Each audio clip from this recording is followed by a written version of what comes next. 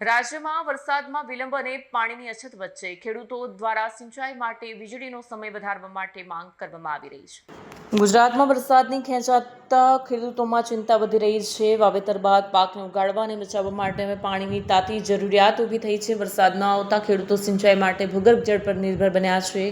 હાલની વ્યવસ્થા મુજબ ખેડૂતોને દિવસ દરમિયાન 8 કલાક વીજળી આપવામાં આવે છે, પરંતુ ભૂગર્ભ જળસ્તર નીચે જતા પાણી બહાર કાઢવા માટે મોટર પંપ વધુ સમય સુધી ચલાવવાની જરૂરિયાત ઊભી થઈ રહી છે। આ સ્થિતિને ધ્યાનમાં રાખી ખેડૂત આગેવાન જયેશ દિલાડ દ્વારા મુખ્યમંત્રીને રજૂઆત કરવામાં આવી છે। રજૂઆતમાં ખેડૂતોને આપવામાં આવતી 8 કલાકની વીજળી વધારીને 12 કલાક કરવાની માંગ કરાઈ છે, જેથી પાકને પૂરતું પાણી મળી રહે અને નુકસાન ટાળી શકાય। જયેશ દિલાડ, ખેડૂત આગેવાન। આ વર્ષે વરસાદ ખેંચાયો છે અને એને કારણે ખેડૂતો ચિંતાતુર બન્યા છે।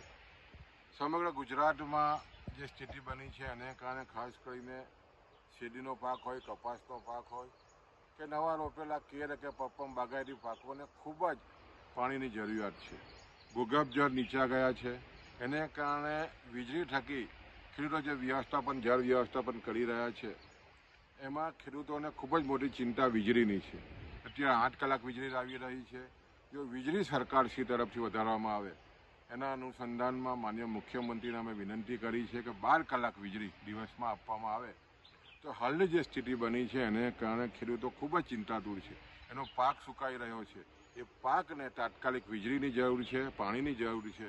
તો 12 કલાક વીજળી આપીને આ ખેડૂતોને ખાસ કરીને જે વ્યથા છે એમાંથી મુક્ત કરવા માટેની અમારી વિનંતી છે। બ્યુરો રિપોર્ટ, સેટા ટીવી ન્યૂઝ, સુરત।